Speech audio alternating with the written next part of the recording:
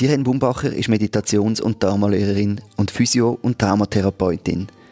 Wir reden darüber, wie das Karate sie Ende 1980er Jahre nach Japan gebracht hat, wie sie Japan erlebt hat und wie sie dort mit der Zen-Meditation in Kontakt gekommen ist.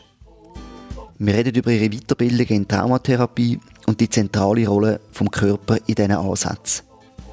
Meditation und Trauma sind ein wichtiges Thema und wir haben ergründet, was Parallelen und Unterschiede von Traumata und spirituellen Krisen könnten sein. Irene erzählt auch, wie sich ihre Praxis im Laufe der Zeit gewandelt hat und gibt einen Tipp, wie man sie in den Alltag integrieren kann.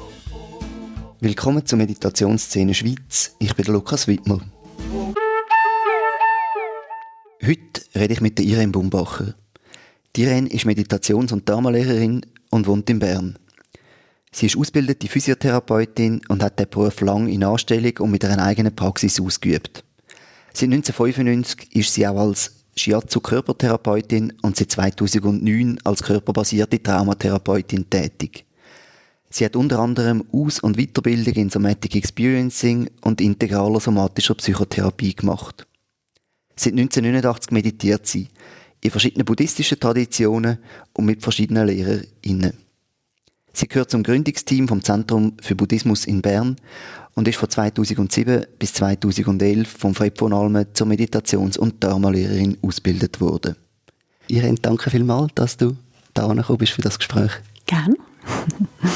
Du beschäftigst dich einerseits intensiv mit dem Körper, intensiv mit Meditation und Buddhismus und in dem Ganzen auch mit Traumata. Das sind so Themen, die ich heute im Gespräch sicher alle möchte streifen. Ich habe auf deiner Website gesehen, dass du zu der Meditation gekommen bist in Japan. Und du hast dort auch geschrieben, dass du Karate machst. Bist du wegen Karate auf Japan? Oder wie bist du auf Japan gekommen? Wie bist du zur Meditation gekommen? Der oberflächliche Auslöser wahrscheinlich ist schon das Karate gewesen. Das war der unmittelbarste Bezug, den ich bekommen habe, zu Japan. Aber Japan an sich hat mich schon immer ein bisschen fasziniert. Und dass ich überhaupt von Karate machen, das hat sehr fest auch mit der Ästhetik, glaube ich, zu tun gehabt und der Klarheit von Ausrichtung, die in dieser Kultur auch immer wieder zu beobachten ist. Und das hat auch zu der Praxis geführt eigentlich. Also es Aber ist so. haben das im Karate auch meditiert? Dort hat man kleine Momente von Innehalten, man fängt immer sehr formell an am Anfang, wenn man reinkommt oder wenn man in ein Dojo reinkommt, verbeugt man sich, da hat es viele so formale Elemente drinnen und Ruhemomente. Also nicht eigentlich Meditation, aber es trägt bereits den Charakter von ganz viel Aufmerksamkeit und Ausgerichtetheit und das hat mich von Anfang an fasziniert und sehr inspiriert, es hat mich gepackt, als ich da zugeschaut habe. Und dann hast du da angefangen oder bist du dann auf Japan wegen dem Karate und hast dort die Meditation entdeckt? Genau, so das Zweite. Also ich habe eigentlich beides. Ich habe in der Schweiz angefangen und bin deswegen, oder oberflächlich gesehen, deswegen auf Japan gegangen. Und habe aber immer gewusst, und das greift dann weiter zurück, dass mich Meditation interessiert, Zen-Buddhismus interessiert und das hat dann über bestimmte Verbindungen. Es hat ja noch nicht Internet gegeben damals. Konnte ich noch die Schlaufe finden in die Praxis, in die Zen-Praxis. Was heisst, es führt noch weiter zurück? Wieso mich überhaupt Meditation oder die ganze Erforschung vom Inneren interessiert. Das hat mit meinem Lebensweg zu tun und hat irgendwie dort drin gemündet. Das ist wie eine ganze logische Folge gewesen, dass ich dann praktizieren und es war gerade Liebe auf den ersten Blick gewesen. Und soll ich dazu etwas sagen? Ja, sehr gerne. Okay. Ich hatte ein sehr spezielles Erlebnis gehabt, das hängen geblieben ist bei mir. Also bin ich nicht unbedingt sehr ein glückliches Kind gewesen, auch durch meine Familiensituation, in der ich darin aufgewachsen war. Ich war sehr eng gehalten, zurückgebunden. Und hatte irgendwann, ich war vielleicht 13, 14 gewesen, habe ich einmal für mich quasi ausbüchsen. Und ich weiss es noch, ich bin dann der Hocker bei uns, ich bin in einem Dorf aufgewachsen, aufgelaufen. vor einer Hütte hergehockt. Es war schönstes Wetter, die Sonne hat mir ins Gesicht geschossen und ich habe gedacht, endlich habe ich einen Moment, wo ich einfach für mich sein darf. Ich bin dort gesessen und habe gemerkt, dass ich das Unglücklichsein nicht ablegen kann, obwohl alles gestimmt hat im Äußeren. Und dort habe ich realisiert, es ist nicht im Aussen. Es ist in mir inne. Und es hat sich augenblicklich so einen Wunsch eingestellt, von ich will irgendwann vor so einer Hütte hocken und einfach innen ruhig und zufrieden sein. Mit 14, 15 ja, hast du gesagt? Ja, ich habe mir offenbar sehr viel erhofft. Wirklich wie eine Auflösung von dem inneren Unwohlsein. Und das ist nicht passiert. Und das war nicht lustig, aber dort hat sich etwas festgelegt in mir, wo glaube ich, Suche befördert hat, wo dann mich auch zur Meditation geführt hat. Aber erst etwa 10 Jahre später in Japan oder schon bis dorthin? Ich habe natürlich in der Kante Hesse gelesen. Ich habe sehr viel gelesen. Dann. Ich habe mich austauscht mit Leuten, die ich das Gefühl hatte, die sind auch auf der Suche. Ich habe mich hingezogen gefühlt zu denen. Ich hatte enge Freundschaften, die wir ergründet haben, uns selber und das Leben und gestaunet. Und ist eine Suche losgegangen, schon dann eigentlich. Und ich habe auch eine ziemlich ältere Schwester, die in indischen Traditionen praktiziert hat. Und als ich mehr Zuschauerin, Zuhörerin war von ihren Erlebnissen, sie war in Indien, wieder zurückgekommen, das hat mich sicher auch sehr geprägt. Ich habe gewusst, es gibt so Sachen, es gibt so Disziplinen. Aber es war jetzt nicht die mich angezogen hat, die Richtung. Das ist eben interessanterweise, hat das mit Japan eine Verbindung gehabt. Ich glaube, es hat fest auch mit dem Ästhetischen und dem Klaren zu tun gehabt. Wo meinem Geist, wo die Tendenz hat, verloren zu gehen und sich zu fragmentieren, die Klarheit und Einfachheit, das hat mich glaube ich angesprochen. Und das habe ich dann wieder durch Zufall bin ich an das Karate hergekommen und dort habe ich ein erstes Wiedererkennen gefunden von Ausrichtung, Klarheit. Und das war dann wie ein Einstiegstor. Du hast ja dann Physiotherapie-Ausbildung gemacht und wenn ich die Daten so ungefähr richtig überschlagen habe, dann ist wahrscheinlich, von Japan bist du nach der Ausbildung gewesen. Genau, ziemlich gestreckt darauf runter. Schnell ein bisschen viel Geld verdienen, Zelt abgebrochen und los, habe mich abgemolden. Und was war das Ziel in Japan, wo du gegangen bist? Also ist es Reisen gewesen, mal entdecken, oder bist du wirklich wegen dem Karate oder wegen der Meditation dort hingegangen? Ich musste schon ans andere Ende der Welt gehen. Und damals, Ende 80er Jahre, war es natürlich schon noch das andere Ende der Welt gewesen. Also dort, das Telefonieren war teuer, die Post ist über Postrestaurant gegangen, man hätte wirklich noch weg können. Und auch das hat mit meiner Biografie zu tun. Ich habe wirklich viel Abstand gebraucht. Und ich würde nicht sagen, dass das eine Flucht war, sondern vielleicht habe ich selber damals gemeint, es sei eine, aber es war nicht eine Flucht gewesen, es war mehr die Möglichkeit gewesen, mich zu öffnen für das, was ich eigentlich wollte. Und es ist tatsächlich so gewesen, dass in Japan, ich verdanke Japan sehr viel dieser Zeit damals und dem, was ich dort erlebt habe. Es hat mir neue Dimensionen eröffnet. Das ist effektiv passiert. Vielleicht sind da karmische Zusammenhänge oder einfach ein angesprochen sein, ein angezogen sein von dem bisschen, was man weiss über so ein Land und die entsprechenden Kontakte, die sich ergeben haben. Dann bist du mal auf Japan. Also zuerst noch reisen in China mit einer Freundin von mir. Und wir haben uns dort getrennt in Hongkong. Sie ist heim, einen Amerikaner heiraten und ich bin auf Japan weiter. Und hatte dort meine Karate-Gespendli schon gehabt, weil ich ja schon Karate gemacht habe. Und bin dann untergekommen als erstes Mal in dieser Schweizer Community von Karatekas. Wo ich aber sehr schnell gemerkt habe, da muss ich raus, das hängt mich gerade wieder ein. Und da hat auch eine recht strenge Zeit angefangen. Ja, erzähl. Tokio. Ja, ich habe schnell mal gemerkt, ich brauche ein Visum.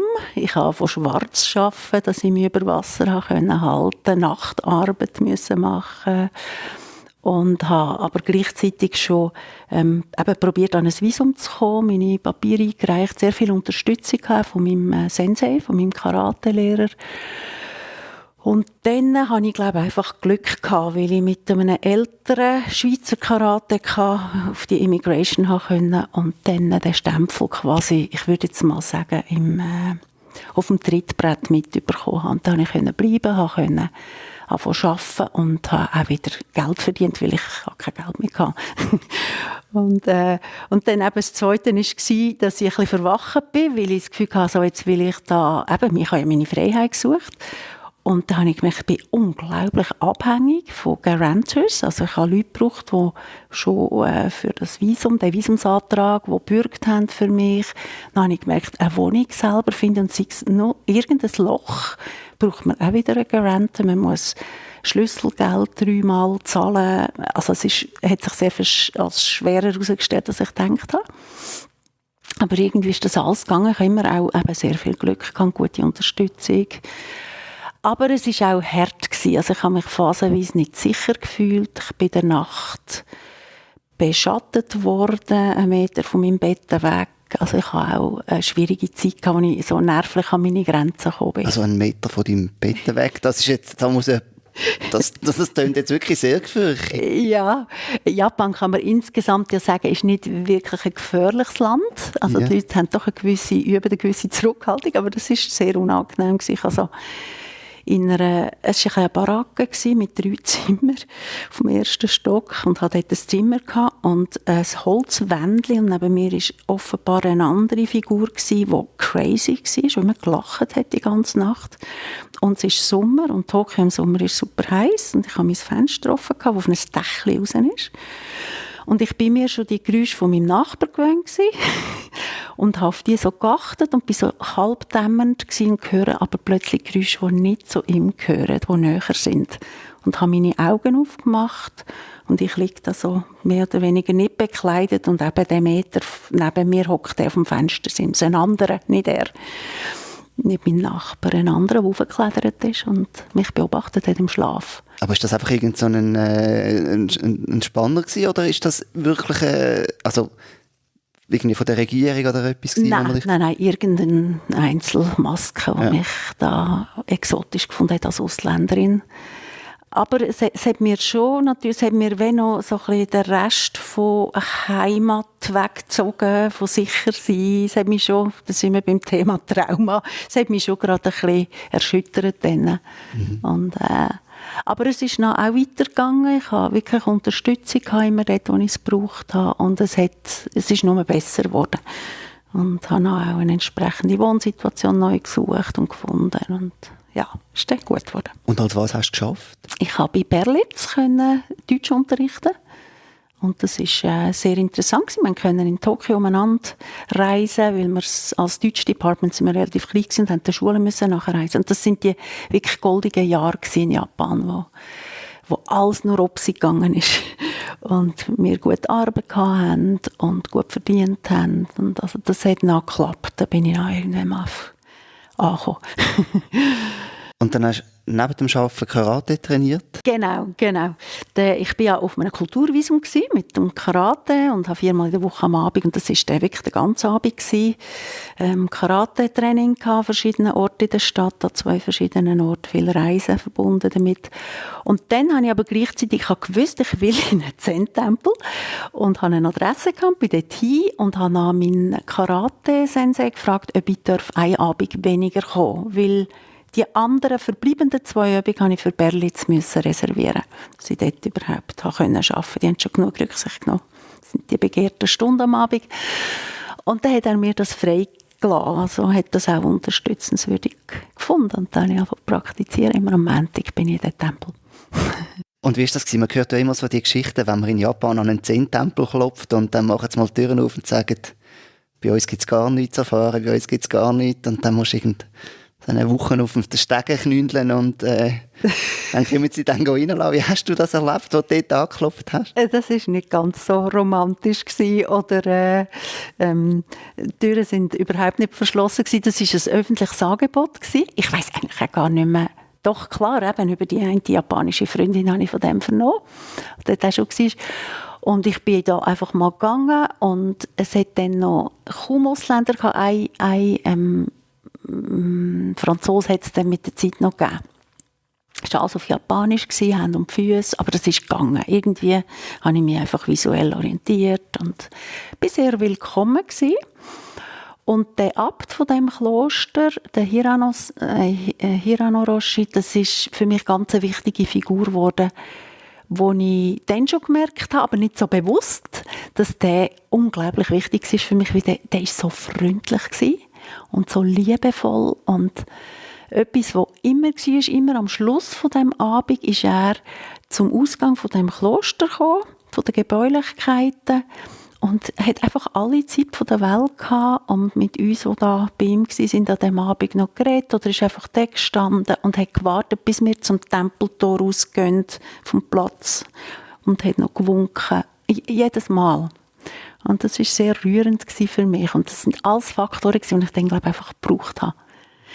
Und ich habe neulich ein Session gemacht, im traditionellen Stil wieder, auf dem Felsentor mit dem Uho Nölke. Ein Zen-Session. Und habe dort dann auch nach so ein paar Tagen habe ich so wie die Zeit in Japan la Revue passieren. Ich war auch sehr bewegt, das Session zu machen und wieder einzutauchen in diese Form von Praxis und habe so gemerkt, ja, ich habe so viel Gutes in Japan erlebt und habe so Glück gehabt auch, und ich habe wirklich, das ist eine spirituelle Geburt gsi für mich. Es ist wie, dort habe ich genug Sicherheit gefunden, um gehen und mich spirituell öffnen. Und das hat mit den Menschen zu tun gehabt, denen ich dort begegnet bin. Ich begegnet bei den Karate-Sensei genauso wie der Abt. Und ich weiss, das ist nicht selbstverständlich. Japan kann gnadenlos und hart sein. Aber ich habe es nicht so erlebt. Ja. Und 10 kann ja auch ziemlich hart sein, oder? Also du hast vorher gesagt, was dich am Karate angezogen hat, war so ein bisschen die Struktur. Und 10 ist ja auch so, zum Teil sehr strukturiert, sehr zeremoniell. Ja, total. Wie bist du denn in das reingekommen? Und was sind die Anleitungen gewesen? Also nur schon Meditationsanleitungen, die du bekommen hast? Keine. Einfach die Form mitmachen. Copy-Paste. Also ich habe eigentlich mich einfach visuell orientiert. Und habe geschaut, was die anderen machen und das nachher gemacht. Und ich muss sagen, dass mir das Ring gefallen ist, weil ich so prägt bin. Ich bin so angelegt, um gut zu schauen, wie es läuft und dann mitzumachen. Das hat bei mir nicht Widerstand ausgelöst. Nachher dann schon, musste ich weitergehen, musste mich auch aus dem raus ein bisschen befreien. Das ist dann das, was nachher kommt. Aber bis dahin ist mir das sehr gelegen und ich konnte das einfach übernehmen. Und das klar Strukturierte war ein Teil von dieser Sicherheit, von dem Halt, den das gegeben hat, den ich gebraucht habe. Und auch, dass wir uns als Gruppe im Gleichklang bewegen, im Gleichschritt bewegen, aufeinander achten. Das ist für mich auch ganz wichtig, weil es hat eine natürliche Verbindung gegeben, die mir auch sehr, sehr gut getan hat. Es war nicht jeder auf seinem Individualtrip, sondern das hat man losgelassen. Man ist einfach für das, was die Form vorgegeben hat, da gewesen. Und irgendwann haben wir sich gehen in dem Sinne. Also es ist mir nicht so schwer gefallen. Und ich weiss noch ganz genau, als ich das erste Mal auf dem Podest oben gehockt bin, mich zur Wand gedreht habe, losgelegt habe, ich einfach gesessen bin, einfach bis die Glocke kommt, habe ich das Gefühl gehabt, endlich. Es war wie ankommen, wie heimkommen.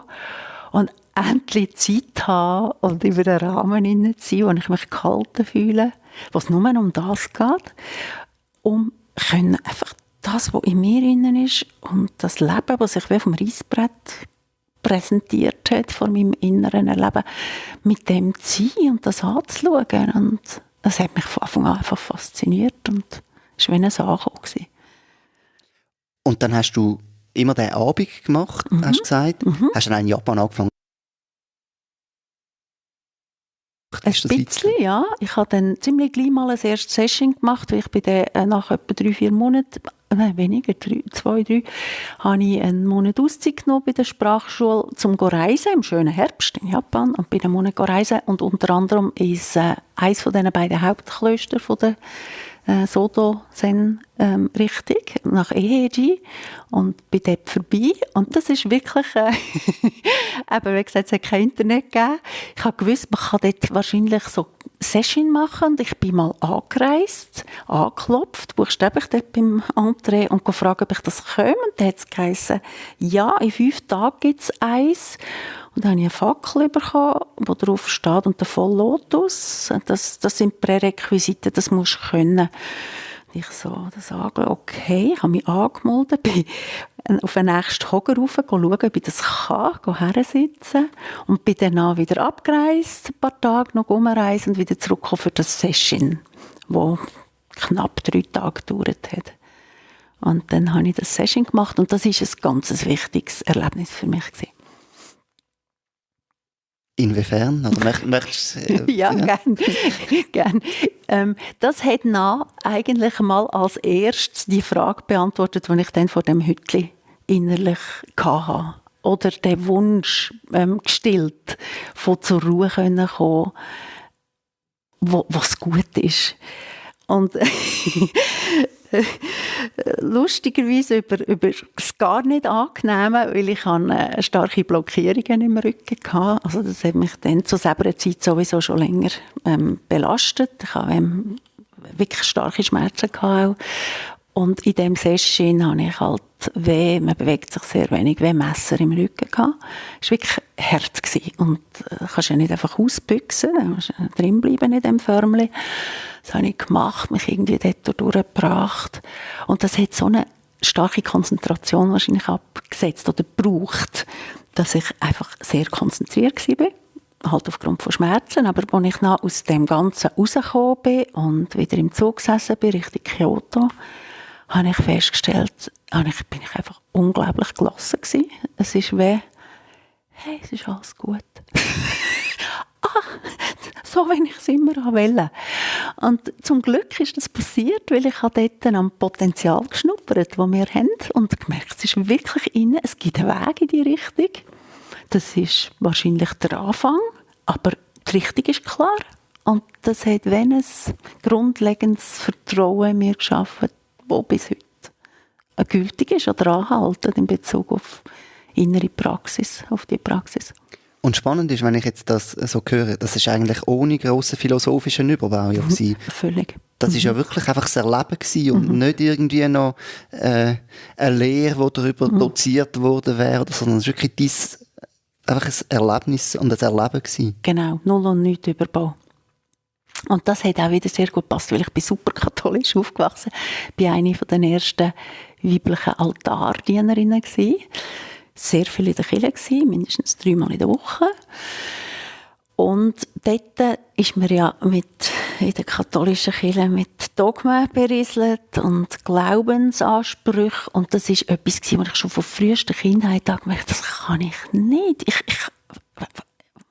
Da wird mir etwas aufgepfropft, ich muss etwas glauben. Und ich bin, weiss nicht, von meiner Prägung her, wenn ich funktioniere, von meinem Typus her, von innen orientiert gewesen, immer. Ich habe immer von innen her erfahrungsgemäss schauen, wo es weitergeht, wo es lang geht. Und das hat mich völlig abgeholt natürlich dort. Ich habe 0 Überbau müssen annehmen, ausser das machen, von der Form her, die gefragt war. Und das hat funktioniert. Ich habe irgendwie gewusst, wie mit dem Geist umgehen, wie mit mir umgehen. Das ist vielleicht auch ein Glück, ich weiss es nicht, aber es war irgendwie Selbsterklärung. Und inzwischen hast du ja doch noch einigen Überbau angeeignet. Du bist Dharma-Lehrer, so Meditationslehrer in der buddhistischen Tradition. Wie ist denn das von Japan weitergegangen? Weil ich habe dich kennengelernt in Beatenberg und dort ist ja, was unterrichtet wird, nicht Zen primär, sondern mehr das, was man da als Vipassana oder Einsichtsmeditation bezeichnet häufig. Wie ist denn dein Weg weitergegangen in Japan und nachher? In Japan habe ich weiter praktiziert, bis ich dann nach etwas mehr als einem Jahr abgereist bin. Ich habe weiterhin Karate gemacht. Und ich hatte in Japan schon den Wunsch gehabt, dass ich nicht allein praktizieren will. Ich wirklich schon so Visionen gehabt von in meiner Wohnung. Ich werde irgendeine so eine Wohnung mit einer Dachschräge an.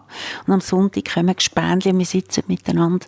Also dort hat so der Gedanke von nicht allein praktizieren ist schon gekommen. Und das ist dann auch passiert. Und ich habe in meiner Karateschule in der Schweiz, wieder in Bern, hat es auch eine angegliederte Zen-Gruppe gehabt, wo ich da teilgenommen habe. Leute kennengelernt, Session machen in der Association Zen International vom Deshimaru, wo eben Soto richtig ist. Und habe dort praktiziert, etwa 3 Jahre, würde ich meinen. Und bin dann plötzlich, ja, das Ganze hat viel mit mir gemacht, die Praxis, die ist mir wichtig, sie hat viel mit mir gemacht. Ich habe täglich meditiert, eigentlich vom ersten Moment an habe ich angefangen zu praktizieren, täglich.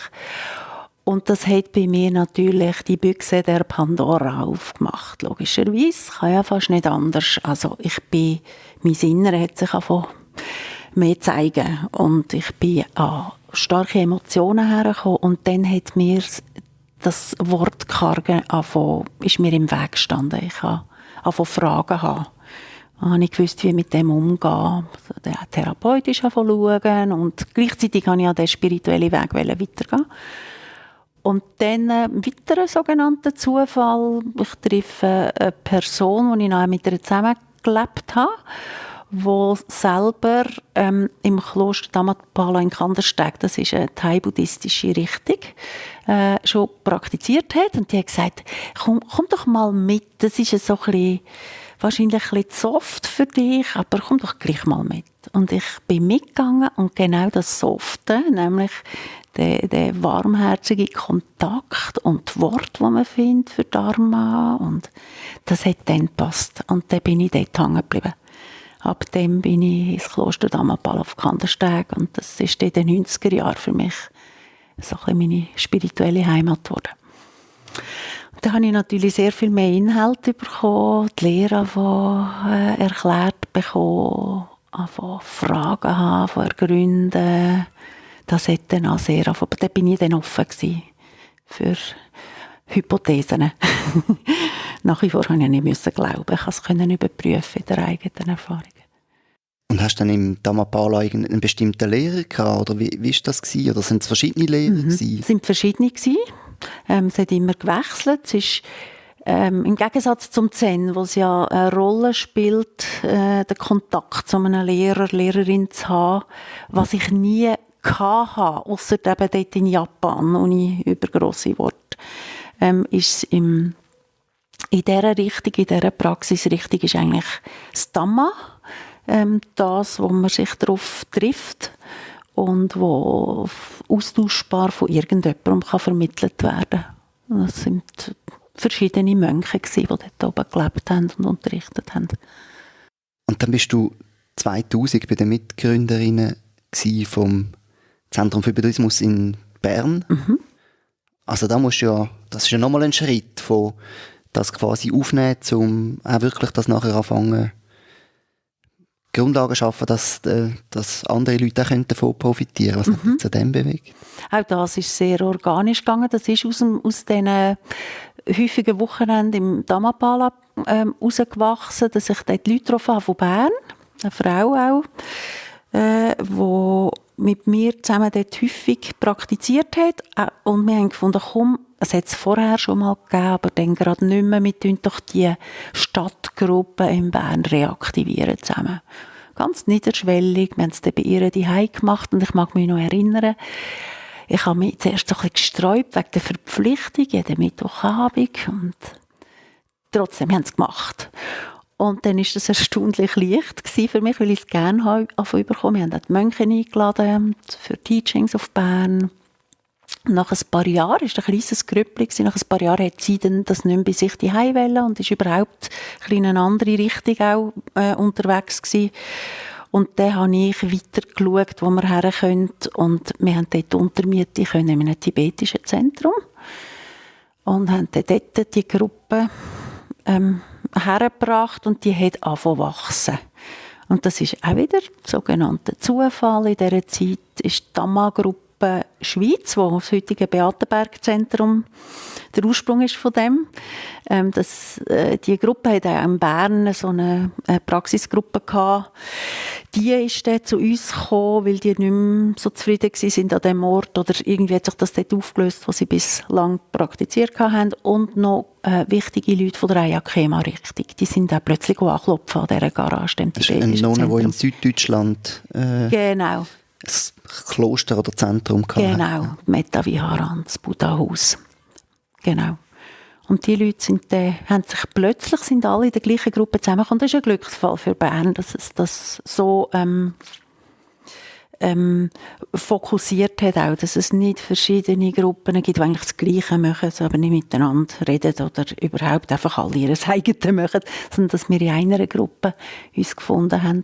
Und dort ist dann nach einem Jahr weitergegangen, dass der Besitzer von dem tibetischen Zentrum und Begründer abberufen worden ist von seinem Lama in die Mongolei und dass der Raum ist der fraglich gewesen, was weiter passiert mit dem Raum, wo wir drin in der Miete sind von ihm.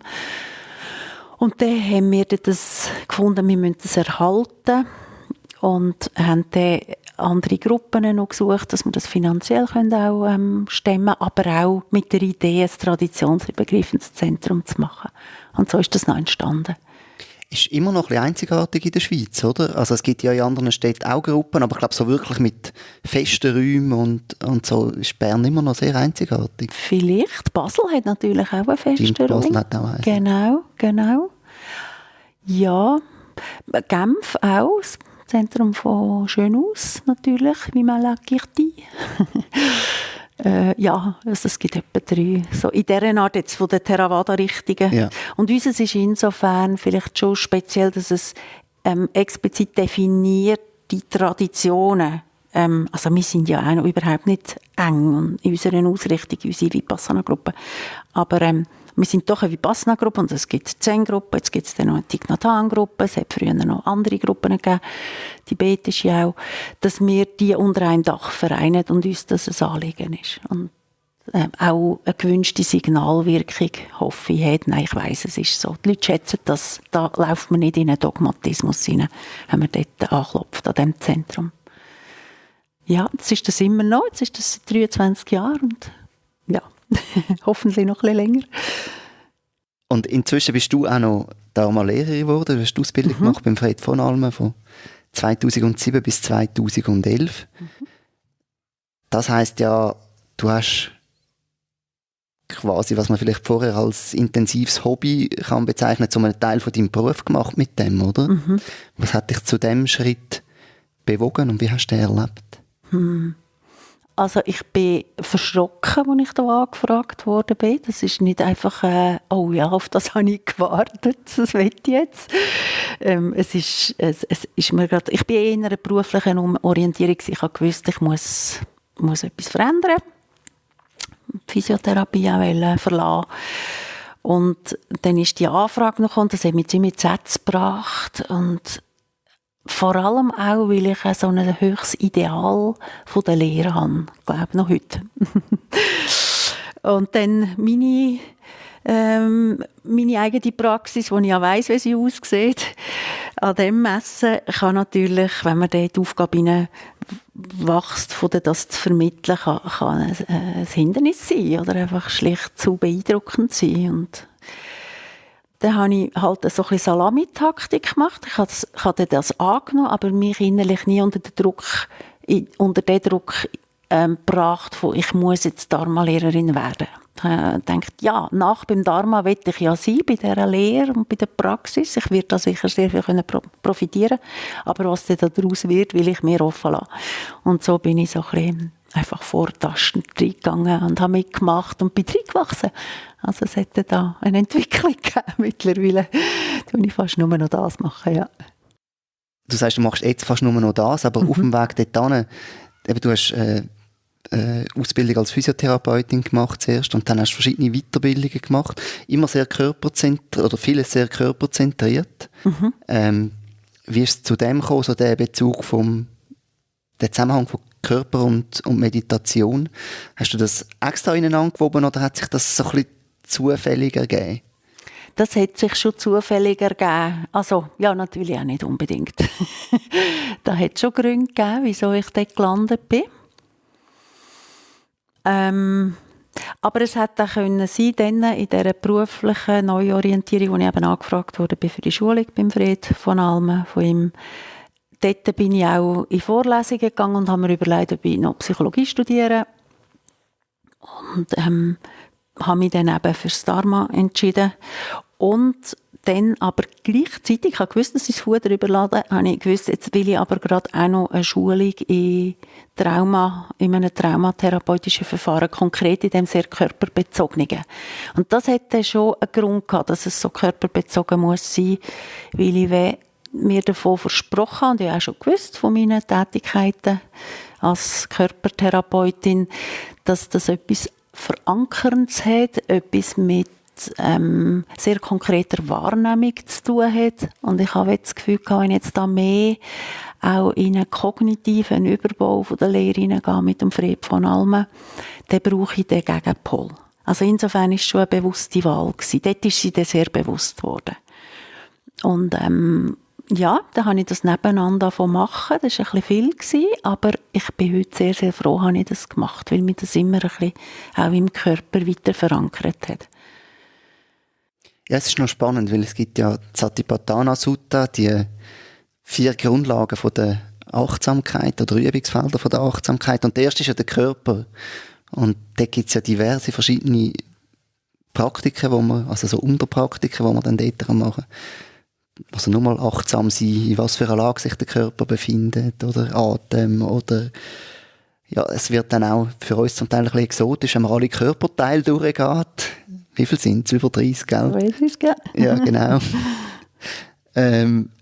Ja, was hast du da einen Bezug gehabt dann zu dieser Ausbildung, die du gemacht hast? Oder ist das doch so, das ist wirklich Meditation und die andere Körperarbeit ist ganz etwas anderes gewesen? Also, hast du da Brücken geschlagen? Oder sind das doch Welten dazwischen gewesen?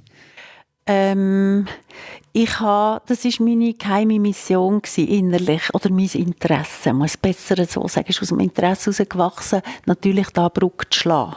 Und in mir, mich hat ja beides interessiert, also ich habe das schon eigentlich müssen machen, in mir, die Brücke schlagen, sonst lebe ich da in einer schizoiden Situation. Und ich habe auch sehr schnell begriffen, als ich angefangen zu praktizieren, also jetzt Meditationspraxis, auch schon im Zen-Buddhismus, dass der Körper eine wichtige Basis ist, zumindest für mich in meiner Praxis. Also das hat mich schon dann interessiert. Und da noch ein bisschen mehr Futter rüberzukommen, gerade, also ja, zum Teil habe ich es mitgebracht, von meinen Ausbildungen her und auch von der Shiatsu-Ausbildung her, der ganze energetische Ansatz. Und nachher dann noch zu verstärken mit dem traumatherapeutischen Verfahren, das sehr physiologisch, körperbasiert ist, Somatic Experiencing. Ja, dort bin ich dauernd am innerlich Recherchieren gewesen und am auch versuchen, die Konzeptebenen übereinander zu legen. Und das hat mich wahnsinnig interessiert. Und bis heute finde ich das sehr, sehr spannend. Es ist ein bisschen mehr zur Ruhe gekommen jetzt. Aber ich habe es so wie im Hintergrund. Das ist, ich denke, ein Teil von meinem Verständnis von beiden Wegen oder von beiden Ansätzen. Und ich finde zum Glück auch Unterstützung drin in gewissen Belehrungen, wo der Körper eine grosse Rolle spielt und eine grosse Hilfe ist. Jetzt im Buddhistischen. Du hast jetzt erwähnt, du hast eine Ausbildung in Somatic Experiencing gemacht. Das ist eine spezielle Traumatherapie oder Therapiemethode. Mhm. Vielleicht kannst du mal ein paar Worte fassen, was man unter Somatic Experiencing versteht und vielleicht auch, wie dort Trauma überhaupt gesehen werden. Das ist ja auch so ein Begriff, den man im Moment überall hört und ich höre einen Haufen amerikanische Podcasts und manchmal redet so viel von Trauma, dass ich fast nicht unterscheiden kann, meinen Sie jetzt ein Drama, wo einfach irgendwie etwas passiert ist, oder meinen Sie wirklich ein Trauma und entwertet dann das nicht, wenn man alles als Trauma bezeichnet? Ja, aber fangen wir doch vielleicht mal an, was ist Somatic Experiencing und wie definiert man dort Trauma? Ich hoffe, ich werde dem gerecht, was es ist, durch meine Definition. Ich kann einfach sagen, wenn ich es verstehe oder meine zu verstehen. Also aus Sicht von Peter Levine, dem Begründer von Somatic Experiencing, er geht nicht so sehr von den auslösenden Elementen von sogenannten Traumata aus, sondern vom Effekt, was es hat und sehr auf physiologischer Ebene in einem Individuum inne. Also die Antwort auf ein Ereignis ist das, was das Ereignis zum Trauma macht. Und das finde ich schon mal eine sehr wesentliche Unterscheidung, dass man nicht redet, oh, das ist ein hohes Trauma, jetzt, das ich da wieder erlebe. Weiss ich, jemand, der böse mit einem redet, du traumatisierst mich. Dass man nicht in das hineingeht, sondern von Anfang an schaut, ja, was sind die Zeichen von Traumatisierung? Was passiert denn mit dir, wo macht, dass du das Gefühl hast, das sei eine traumatisierende Wirkung? Und das finde ich eine wichtige Unterscheidung und gibt auch ein bisschen eine andere Orientierung. Und vermag unter Umständen auch den Begriff von Trauma ein bisschen grösser zu werden und nicht mehr so deterministisch im Sinn von mir ist ein Trauma passiert, das hat mich verwundet und jetzt muss ich es bearbeiten. Sondern, dass man sehen kann, okay, es gibt offenbar Faktoren im Leben von einem Menschen, von einem Individuum, die mehr oder weniger überwältigend sein können. Und je nachdem, wie die Disposition ist von dieser Person, die das erlebt, kann das, was überwältigend ist, wieder integriert werden oder ist gar nicht überwältigend, weil genügend Resilienz da ist, genügend Kapazität, um mit dem Ereignis umzugehen, mit dem, bildhaft gesprochen, mit dem Schlag, können auf eine gute Art umzugehen, dass das noch gegessen ist. Und wenn das eben nicht gegessen ist, sondern weiterhin feststeckt im Nervensystem oder im Körpersystem, Körper-Geist-System, dann redet man aus Sicht von Peter Levin von einem Trauma. Das ist das, was sich festsetzt und nicht wieder aufgelöst kann werden. Und das äußert sich dann wie das festgesetzt im Körper? Also wie muss ich mir das vorstellen? Grundsätzlich, dass in der Fähigkeit des Nervensystems in einer gesunden Pendelbewegung zu sein, von Aktivierung, Arousal auf Englisch, und wieder Deaktivierung, wieder in einen Ruhezustand zu finden, wo aber nicht einfach Kollaps ist, sondern belebt. Wenn die Pendelbewegung funktioniert, auf einem Niveau oben, wo eben immer auch wieder die Deaktivierung möglich ist, an einem Ort, wo Ruhe ist. Wenn das gegeben ist, dann ist das gesund. Dann ist man nicht traumatisiert. Und wenn das nicht möglich ist, dann bleiben wir stecken drin. Und dann verschiebt sich die Kurve und die Ausgleichsbewegungen sind nicht möglich in uns. Also das heisst, ich schlafe nicht mehr oder ich bin immer hyperaktiviert oder ich bin total passiv, das wäre das andere Extrem. Genau. Ja, genau. Dann kann man schauen, oder? Wie kann sich das äußern. Es kann sich im Tag im Wachschlaf-Kontinuum, wo auch eine Wellenbewegung ist, äußern, dass dort irgendetwas gestört ist, dass plötzlich in der Nacht einschiessende Aktivierungszustände sind, man verwacht, man ist vielleicht in Ängsten, man hat starke Träume, die einem in die Aktivierung versetzen. Man ist am Morgen noch eben nicht ausgeruht. Das sind so mögliche Zeichen. Dann kann sich eine generelle hohe Aktivierung festsetzen in einem Menschen. Und sehr häufig sind das auch Aktivierungsmuster, die schon ganz früh gelegt werden. Wo nach ein bisschen zum Funktionshabitus von dieser Person gehören. Also da redet man von einer globalen hohen Aktivierung. Dass man immer schnell mal über Grenzen auskommt und einem Zeug sehr schnell zu viel wird, eine Hypersensitivität, Sensibilität sich kann entwickeln, entsprechende Syndrome sich können entwickeln. Also ja, man redet von Syndrom, nicht nur von Symptomen. Symptome wären so das, was man kann als ungute Funktionsweise von einem Organismus bezeichnen, wie Migränen oder Verdauungsprobleme. Aber wenn sich so Zeug noch festlegt und zu einer Krankheit wird, dann sind das auch Syndrome, sind nicht nur Symptome. Dann kommt es zu syndromalen Zuständen.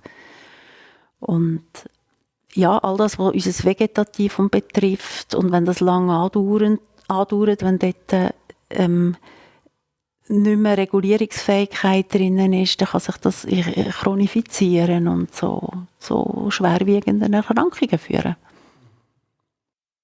Und gleich denkt es mir noch schwierig, also es ist ja immer noch so ein bisschen diffus. Also gerade wenn irgendetwas frühkindlich oder sogar, ich glaube auf deiner Webseite schreibst du, bis zurück im Mutterleib passiert ist. Also kann es dann auch sein, dass man so etwas hat das ganze Leben lang, aber man merkt es vielleicht gar nie, aber wenn man es merken, wäre es noch besser, oder wie ist denn das? Was manchmal passiert, ist, dass wir leben, das ist ja, gerade wenn es früh ist das so, wenn früh so Zustände entstehen von unguter Regulierungsfähigkeit, sage ich mal. Mit dem lebt man noch einfach, das ist das, was man kennt. Man wächst mit dem heran und man hat vielleicht ein bisschen Tendenz zu Kopfweh, zu Verspannungen, vielleicht menstruale Probleme, vielleicht ist man eher ein nervöser Typ oder jemand, der zur Depression neigt. Also nicht, dass jetzt das alles immer gerade schon zuordnen zu bestimmten auslösenden Faktoren. Aber einfach könnte sein, oder? Dass man so aufwächst, aber es läuft irgendwie, man arrangiert sich. Das ist ein Teil vom Charakter, ein Teil der Funktionsweise. Und dann manchmal kann es sein, dass äußere Umstände dazu führen, dass man noch ein bisschen mehr herausgefordert wird. Da könnte man sagen, okay, Trauma. Oder? Jetzt kommt etwas auf mich zu, wo dann eben die Resilienz vom System nicht mehr ausreicht, um das auf eine gute Art zu verarbeiten, wo da eine Herausforderung auf das System kommt, auf den Organismus. Und dann merkt man vielleicht, okay, ich bin da ein bisschen am Anschlag. Das kommt manchmal zu Krisen. Aber das Trauma, würdest du sagen, ist erst dann, wenn die Situation quasi nicht mehr bewältigbar wird und nicht das, was quasi früher war und wo man immer mit sich trägt. Voilà, da sind wir eben bei dem grossen Kontinuum. Aus meiner Sicht. Oder auch, ich teile das auch mit anderen. Es ist nicht so einfach. Also, tut man jetzt eine gewisse Prädisposition schon als im Traumaspektrum bezeichnen? Oder erst, wenn dann ein Ereignis kommt, das das Ganze fast zum Überlaufen bringt. Und das sieht man recht häufig, dass Leute jetzt in die Praxis kommen zu mir, die haben irgendetwas erlebt, was sie einfach daraus da haben. Und sie sind am Anschlag. Und darunter, wenn ich schaue, ist eine sehr hohe Grundaktivierung, die wahrscheinlich schon vorher da war. Und wo fängt es an? Ja, weil auf eine Art, ich meine, die erste edle Wahrheit im Buddhismus ist, da ist Dukkha, Unzulänglichkeit, Leiden. Also ist nicht Leben sowieso ein Stück weit Leiden, und dann könnte man sagen, eigentlich haben alle ihre Traumata in Anführungszeichen. Ich glaube schon, dass es da grosse Unterschiede gibt. Und ja, also das glaube ich auch. Genau. Aber wir sind alle nicht gefeit davor, dass wir mit gewissen, ich sage jetzt einmal, Beeinträchtigungen in unser Leben steigen oder Entwicklungsschritte ein bisschen ungünstig beeinflusst werden und uns in eine Richtung bringen, wo wir ein bisschen angeschlagen sind, irgendwo ein bisschen, und auf dieser Basis halt weitergehen. Da ist niemand von uns gefeit. Und dann kannst du sagen, ja, das ist Dukkha, das gehört zum Leben. Andererseits gibt es auch Ursachen für Dukkha, und sehr häufig, wenn es frühkindliche Sachen sind, ist das auch im Umfeld zu suchen. Also von dem her macht es durchaus auch Sinn, dass man dort die Situationen auch versucht, möglichst optimal zu behalten, Kind gute Gelegenheit geben, anzuwachsen auf eine gesunde Art und Weise. Also ich würde jetzt das nicht einfach nur, okay, es gibt Dukkha, so ist es halt. Und nein, so habe ich es nicht gemeint. Ich bin noch so ein bisschen am Abtasten oder wollte versuchen herauszufinden, weißt, ist es irgendwie etwas, wo man eigentlich schlussendlich, wo jeder von uns betrifft, also einfach, wo irgendwie zum Menschsein gehört, und ab wann fängt es quasi an, pathologisch zu sein, ab wann fängt es an, ein Behindern im Leben, und ja, wie merkt man die Grenzen, wenn das zum Teil so subtil kann sein, dass man sagt, ja gut, man hat es irgendwie nie gemerkt, man war einfach vielleicht immer ein bisschen ein nervöser Typ gewesen. Aber was ist Charakter und was ist dann etwas, wo man sollte anfangen anzuschauen? Aber vielleicht wäre es noch spannend, mal noch einen Schritt weiter zu gehen und zu schauen, ja, also was ist dann der Mechanismus beim Somatic Experiencing oder wie geht man daran an? Also führt man dann die Leute wieder an die alten Situationen an und probiert die kognitiv aufzulösen oder eben genau nicht und macht es im Körper? Also wenn du da vielleicht noch etwas könntest dazu sagen, vielleicht beantwortet sich dann meine Frage wie von selber. Okay, ja. Grundsätzlich ist es eine sehr eine umfassende Herangehensweise, die der Peter Levine da entwickelt hat, wo alle Erfahrungsebenen einschließen, also Körper wie auch Kognition und Bedeutungszuschreibungen, wie der ganz affektive Bereich mit den Emotionen, Gefühlen. Das ist alles drin und kann verwendet werden für, bei der Arbeit mit Trauma. Und ob du jetzt irgendwie mit Somatic Experiencing anfängst zu arbeiten oder nicht, das bestimmt wahrscheinlich den Leidensdruck oder ob du davon gehört hast. Also ich denke, es ist für viele Menschen sehr gewinnbringend. Es ist auch eine introspektive Herangehensweise, dass die Leute herausgefordert werden, sich selber zu spüren. Und dann verbindet man das mit entsprechenden, möglicherweise auslösenden Sachen. Also sie kommen vielleicht mit irgendeinem Thema, das sie beschäftigen im Leben oder jetzt gerade aktuell und dann fragt man nachher, wie fühlt sich das an, wenn du jetzt von dem erzählst, was stellst du fest. Und was dort ganz wichtig ist in der Arbeit von Peter Levine, man versucht, das Ganze auf einer Ebene zu behalten von Aktivierung, die nicht zu einer erneuten Überwältigung führt. Und dort drinnen ist eine grosse Chance, dass man einerseits in die Nähe gehen kann von dem, was man ja versucht zu vermeiden, wahrscheinlich, nämlich wieder eine Überwältigung. Darum verpackt man so Erfahrungen auch, oder das System verpackt das, die schwierig sind. Also man geht schon daran her, aber es muss sehr dosiert, der Peter Levine redet von titrieren, sehr titriert passieren. Also sehr gut dosiert, tröpfchenweise, damit der Organismus wieder lernt, Aktivierung zu ertragen, zu entstehen, zu beobachten, aber auch wieder zu deaktivieren. Dass er wieder die Pendelbewegung anfängt aufnehmen und die anfängt, die Pendelausschläge vergrössern, was zu mehr Resilienz führt. Und die Leute führst du dort an, aber über Gespräche? Über Gespräche, genau. Über einen Kontakt auch, je nachdem. Also der Kontakt ist etwas ganz, ganz Wichtiges. Also Kontakt heisst Berührung? Oder? Berührung, Sichtkontakt, manchmal über einen Stab, manchmal über eine eben ganz simple Berührung. Ich vermeide es, die Leute als erstes gerade ins Liegen zu bringen, weil das kann manchmal sehr überschwemmend sein und die Leute eigentlich in eine hilflose Position bringen. Also man etabliert zuerst wieder die Fähigkeit, können mit dem, was schwierig ist, grundsätzlich mal orientiert zu bleiben. Man baut eine Orientierungsfähigkeit auf, eine Kontaktfähigkeit. Und wenn das gegeben ist, kann man dann langsam ein bisschen an die Inhalte heran oder an die schwierigen Belange bei jemandem. Kann man sich dem miteinander nähern. Weil dann ist die Sicherheit da vom Kontakt und auch von der Fähigkeit von der Orientierung, dass man nicht in eine Dissoziation geht.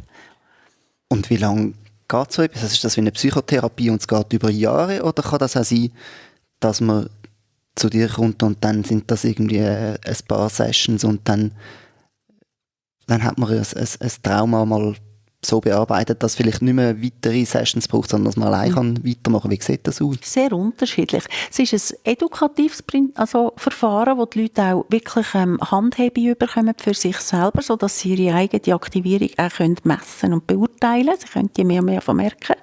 Das heisst, sie lernen auch Mittel zur Selbsthilfe. Das ist ganz, ganz wichtig. Und dann kommt es einfach sehr darauf ab, wo danach ein System ist und was es im Moment gerade braucht, um wieder ein bisschen in eine Ausgleichheit hineinzufinden, in eine Selbstregulation. Das ist manchmal sehr schnell gemacht, wenn irgendein Auslöser war danach. Und manchmal braucht es längere Zeit. eine sehr intensive Begleitung. Manchmal braucht es nur einmal das Etablieren von einem guten Kontakt, von einer gewissen Grundsicherheit und dann geht das Leben wieder irgendwie so ein bisschen bei diesen Leuten. Und dank dem kommen sie dann später ein bisschen zu tieferen Schichten und kommen wieder Leute, klopfen wieder an und sagen, jetzt kommt bei mir erst die ganze Geschichte her. Ist verständlich. Also, weil eine gewisse Basis geschaffen worden ist, ermöglicht das noch einen weiteren Öffnungsprozess. Und dann ist der nächste Schritt nachher. Das ist die nächste Begleitungsphase vielleicht nachher. Das ist ganz unterschiedlich. Also, das kann ich im Vornherein nicht sagen, wenn jemand zu mir kommt. Du hast jetzt mehrfach oder zweimal von, sie können dann ihre Aktivierungslevel wieder selber wahrnehmen. Mhm. Ist das wieder etwas, was sie einfach lernen, in den Körper hineinzuhören? Oder schaffst du auch mit technischen Hilfsmitteln wie Messung von Herzfrequenzvariabilitäten oder so Sachen? Ich nicht, nein, wirklich mit Wahrnehmung. Und da braucht es auch meine Spiegelung als Außenstehende. Also das ist für mich die grösste Faszination am Arbeiten mit dieser Art von Traumatherapieverfahren.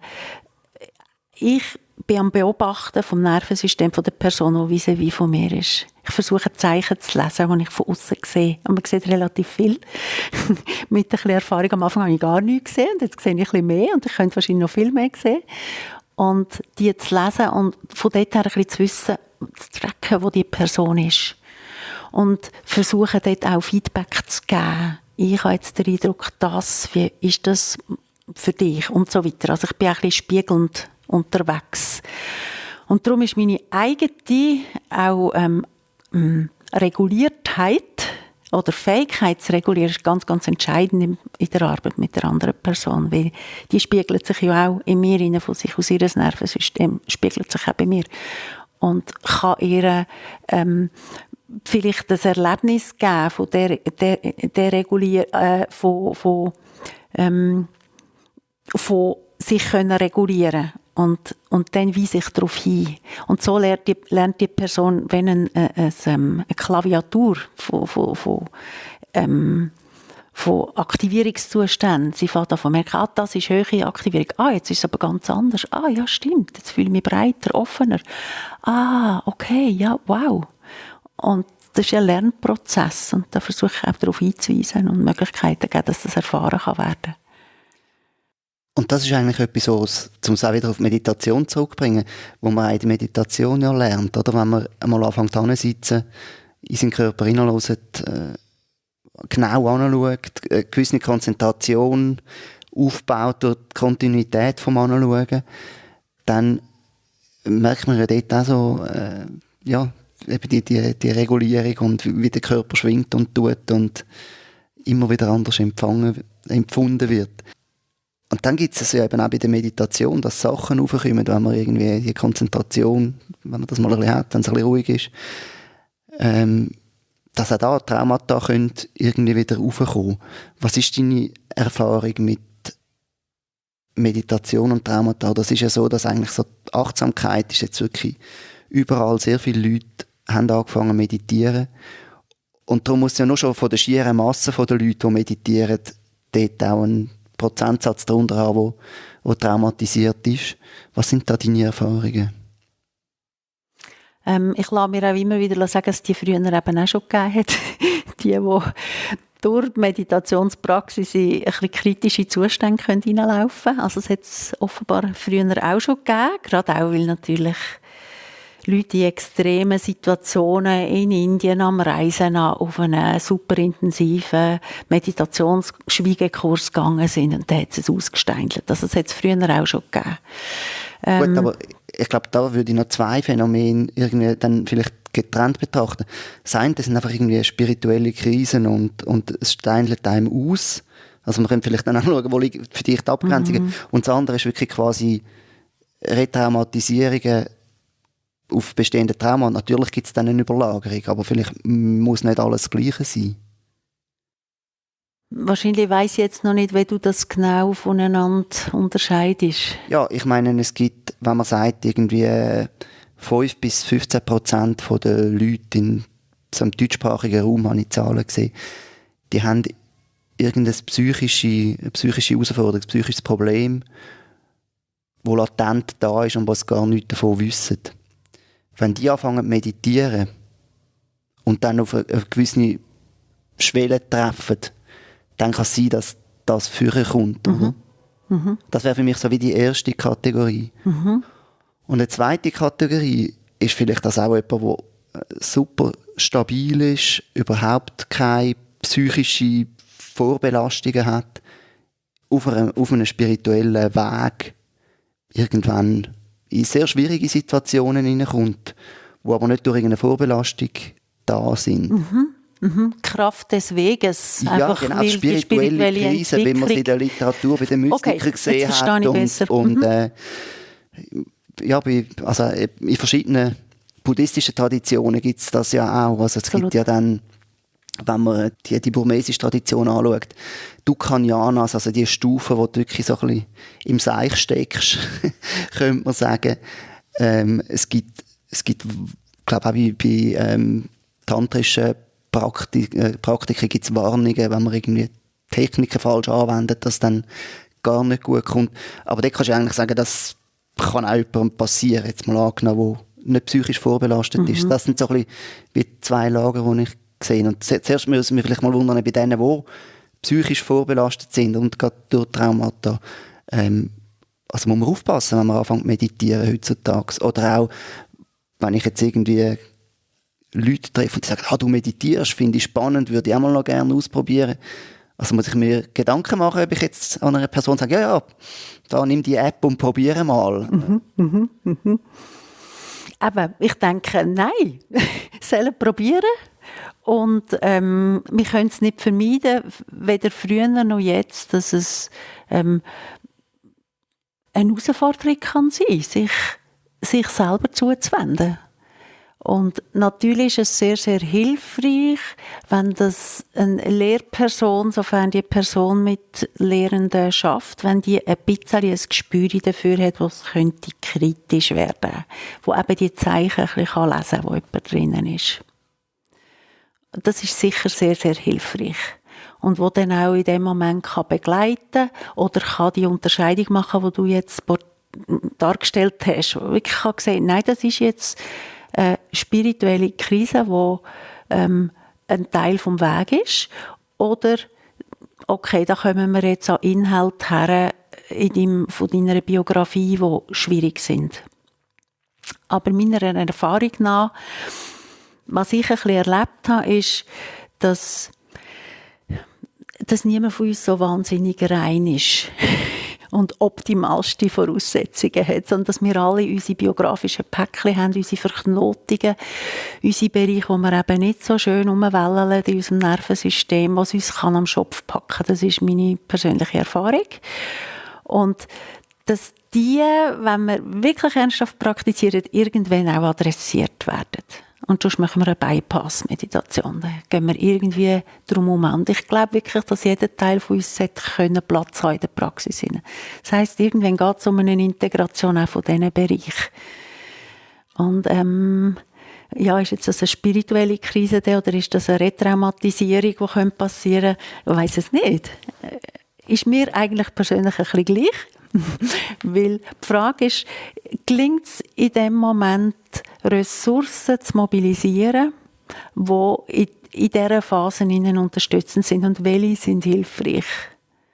Und vielleicht ist es einfach, könnte man sagen, rein jetzt aus Praxissicht, ist es einfach ein möglichst weites, mit Liebe prall gefülltes Gewahrsein, das uns durch alles durchtragen kann. Und das wäre natürlich ideal, auch in einer Traumatherapie, wenn das schon zur Verfügung stände. Und steht oft nicht zur Verfügung und haben manchmal Leute, die praktizieren, spirituell praktizieren, meditieren, haben mehr Möglichkeiten zu dem. Und darum arbeite ich auch recht gerne mit Leuten, die eine Praxis daneben haben, weil die sich A, mehr gewöhnt sind, gegen hineinzuschauen und B, vielleicht schon wirklich auch ein bisschen Ressourcierung betrieben haben durch ihre spirituelle Praxis. Du hast gesagt, es ist vielleicht gar nicht so einfach, die zwei Kategorien auseinanderzuhalten. Kannst du sagen, wann müsste man dann irgendwie Hilfe holen? Also wann wird es ungesund, potenziell schädlich für jemanden. Also weißt, du hast vorher gesagt, ganz am Anfang, als du in Japan gesessen bist, hättest du wahnsinnig Rückenweh gehabt. Du hast trotzdem weitergemacht. Hat sogar zu einer guten Konzentration vielleicht geholfen. Oder? Also wann ist die Zeit, um irgendwie auch aushalten, weitermachen, erdulden, und wann ist vielleicht die Zeit, um zu sagen, nein, das ist nicht mehr gut. Also, wie merkt man das? Jetzt muss man vielleicht ein bisschen unterscheiden. Geht es jetzt darum, im Moment von der Praxis selber herzuschauen oder ein bisschen den grösseren Bogen, was eben Dukkhañjana geben kann, was einfach Zeiten gibt, die schwierig sind, weil du einfach alles siehst, verbröckeln oder was immer. Dukkha im Vordergrund kommt. Bezogen auf die unmittelbare Praxis und Erfahrung, denke ich, ist es ganz wichtig, dass man das ernst nimmt, was in einem hineinläuft, und wenn eine Entgleisung passiert, in Richtung von mehr Verhärtung, von Freudlosigkeit, also wenn die Praxis anfängt sehr freudlos werden, wenn heilsame Geistesqualitäten anfangen zu fehlen, dann wäre es schon gut, wenn man da ein bisschen Rücksprache nimmt und mal die Praxis ein bisschen anschaut. Wenn man immer wieder in einen Sumpf hineinkommt, sprich immer wieder in diese Regulation hineinkommt eigentlich. Also wenn das innere Klima nicht mehr heilsam ist, partout nicht mehr heilsam ist, dann muss man das besprechen und schauen, was läuft da. Und unter Umständen ganz simple Sachen zur Hilfe nehmen. Da haben wir ja gute Beispiele wie Wertschätzungspraxis, Metapraxis, Mitgefühl, Selbstmitgefühlspraxis, um dem inneren Klima Unterstützung zu bieten. Und dort meine ich, dort unterscheidet sich für mich nicht so, ob man jetzt da im Dukkhañjana innen ist, für mich persönlich, oder ob man irgendwo in die Nähe von einer möglichen Retraumatisierung oder einem Flashback kommt. Dort trifft es sich eben, dort finde ich es eben spannend. Ja, ich kann mir sogar vorstellen, dass ein bisschen das Gleiche passiert, wie man sagt, ja, religiöse Leute sind grundsätzlich, haben eine höhere Lebenszufriedenheit als nicht religiöse. Ich weiss nicht, ob man das jetzt auf Spirituelle ausdehnen kann. Ich weiss auch nicht, wie belastbar das die Studien sind. Aber es geht ja dann vielleicht auch noch ein bisschen da sein, wenn ich sage, ich bin jetzt in den Dukkhañjanas, ich bin in diesen schwierigen Zuständen und das gehört halt dazu. Und da gehe ich jetzt durch. Dann kann es mir ja auch Energie geben, zum Weitermachen, das annehmen und darauf vertrauen, dass es irgendwann anders kommt. Ist vielleicht auch noch anders, als wenn ich denke, ja, jetzt habe ich irgendetwas aufgeweckt, das ich nie mehr wegbringe. Genau. Also, ja. Und du benennst es, da ich vertraue und nehme an. Also, das sind auch wieder heilsame Geistesfaktoren. Und wenn die nie mehr rum sind, dann brauchst du Hilfe. Ob jetzt in was innen immer du bist. Also, ich glaube, dort ist wichtig, dann in solchen Zeiten ein Vis-à-vis zu haben, in Form von einem Lehrer, Lehrerin oder Therapeut, Therapeutin, wo dort mit einem heranschaut und schaut, ja, wie kann das innere Klima unterstützt werden. Sprich, wie kann ich Vertrauen haben darin, wie kann ich das grösser halten, Kapazität erweitern von dem, was jetzt da gerade passiert. Wie kann ich mich da gut begleiten?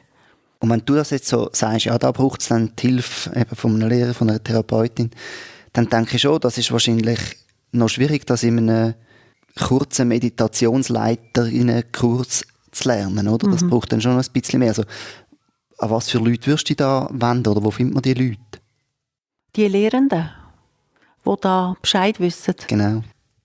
Ja, also wenn du ernsthaft spirituell praktizierst jetzt, dann würde ich mich an Leute wenden, die, ich sage jetzt einmal, selber auch ernsthaft spirituell praktizieren und geschult sind, andere Leute darin zu begleiten. Und darum sind wir natürlich auch ein bisschen zurückhaltend, Leute auf die Schnelle auszubilden und zu sagen, tun ihr jetzt mal Retreat leiten. Weil gerade bei Retreat, Schweigekurs, das ist ein Gefäß, das prädestiniert ist, es ist ein bisschen wie ein Kochtopf, um ein bisschen Druck zu machen. Dampfkochtopf sogar, ja. Genau.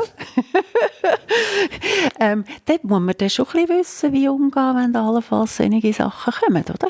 Also, ja, ich finde schon, es braucht einiges, um gut können andere begleiten. Ich weiss nicht, ob das jetzt an dem spricht, was du Doch, also die Frage wenn ich gestellt hast. zusammenfassen würde in meinen Worten, schauen, dass die Leute, die man sich Hilfe sucht, selber auch eine tiefe Praxis haben und allenfalls auch noch Zusatzausbildungen, eben wie jetzt du das hast in Somatic Experiencing oder anderen ähnlichen Verfahren. Und es ist auch gut, Leute zu suchen, die als Lehrende nicht allein dastehen, würde ich jetzt mal noch sagen. Weil mir passiert das auch, dass ich vielleicht manchmal ein bisschen anstehe mit einer Begleitung und dann habe ich aber Peers, wo ich rückfragen kann, wo ich kann sagen, du, hey, wie würdest jetzt du?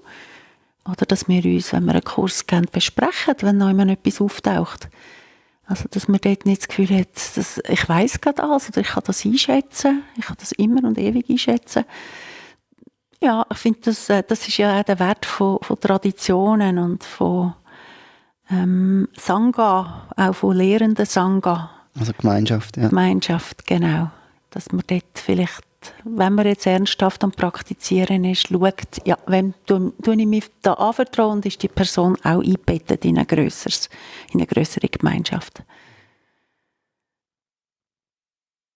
Wenn wir vielleicht wieder auf dich zurückkommen, jetzt so ein bisschen richtig Schluss. Wie sieht denn deine Praxis heute aus, jetzt nach so vielen Jahren Praxis? Hat sie sich verändert?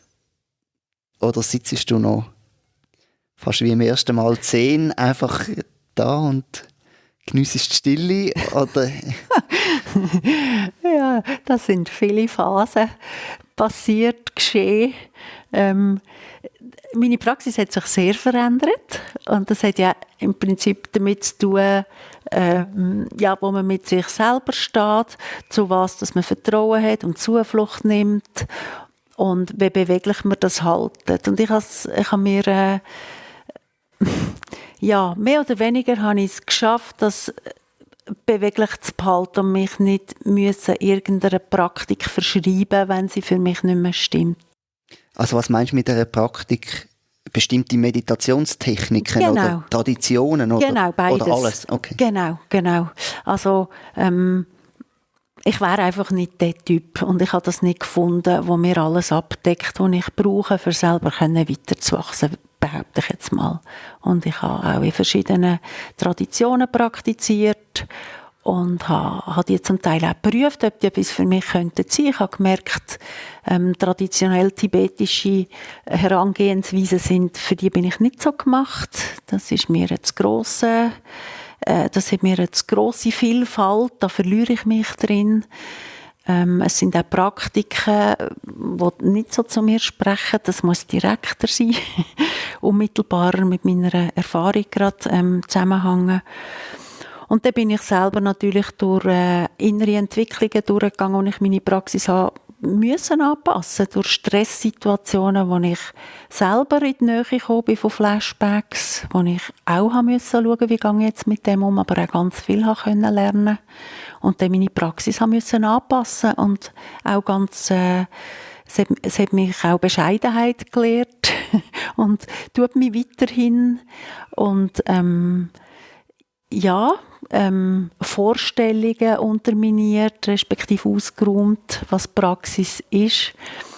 Aber was ich feststelle, ist schon, dass ich sie immer mehr als etwas verstehe, was das ganze Leben umfassen sollte. Und damit, und das ist das Schöne, auch mich in all meinen Facetten, also auch auf der biografischen Ebene, auf der Selbst-Ich-Ebene, dass das eben auch alles drinnen Platz haben, wenn wir das Selbst transzendieren wollen. Und dort helfen mir all die Sachen wahrscheinlich, die ich eben da gemacht habe, therapeutisch, für mich selber. Und dass ich mir auch immer wieder gönne, einfach Anfängerin zu sein. Nämlich genau jetzt bei dem Moment, wenn ich mich hinsetzen, sie darf loslassen von irgendeiner Idee von Meditation und einfach schauen, okay, wie kann ich ungeschminkt mit mir in Kontakt kommen? Was ist jetzt eigentlich gerade und wie kann ich auf das liebevoll, offen, möglichst wach antworten, mit dem Sein und von dort aus mich einen Prozess übergeben, das Vertrauen. Das ist nicht immer gleich stark da. Und manchmal gibt es Phasen, wo es ganz stark da ist. Und ich unglaublich gerne formal praktiziere und manchmal eher nicht. Also das schwankt.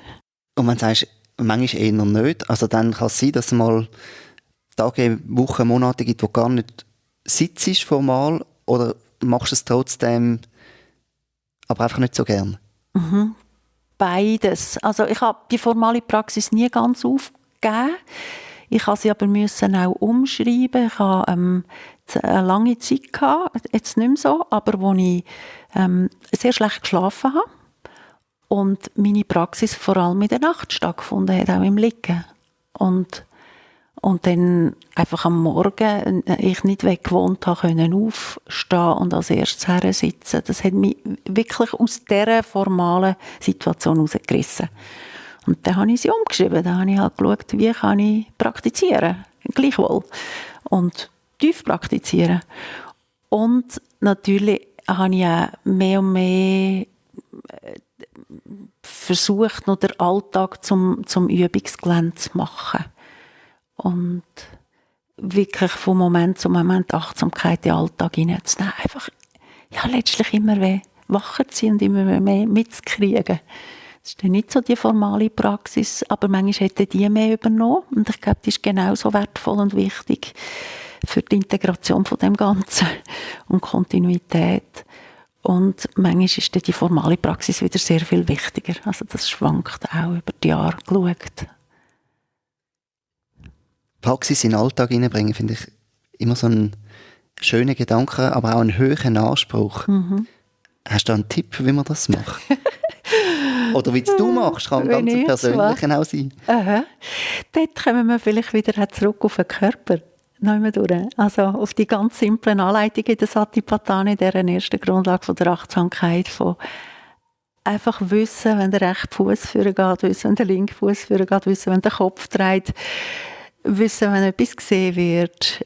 Einfach die ganz simple Präsenz. Und kennen von diesen Momenten zu unterschätzen, weil das sind Momente von Wachheit, die zum nächsten Moment von Wachheit führen und schließlich auf dem Küssi zum Moment von Wachheit führen und Orientiertheit. Also dass es Kontinuum wird, letztlich. Und dort mich möglichst nicht verlassen in meiner Gesamtheit, mich mitzunehmen, so dass es nicht irgendwann ein böses Erwachen gibt und ich völlig dissoziiert von meinem Körper bin und von überhaupt und in einer Gedankenblase verloren. Dass ich mich dort einfach als Gesamtes mitnehme oder immer wieder andocke. Und dort ist mir der Körper sehr, sehr hilfreich, sehr, sehr gebig und praktisch. Da haben wir doch wunderschön den Bogen geschlagen. Nicht wahr? Wir sind auch schon eine Weile am Reden, wenn Zuhörerinnen und Zuhörer mehr möchten über dich wissen oder finden, wo du unterrichtest, was dein Angebot ist, wo findet sie das? Meinen Namen googlen. Wir haben vorher schon darüber geredet. Irene Bumbacher gibt es, glaube ich, in der Schweiz und überhaupt, so viel ich weiss, nur eines. Da findet ihr meine Webseite .ch, also irenebumbacher.ch und mein Veranstaltungsprogramm, meine Kurse. Ganz einfach, genau.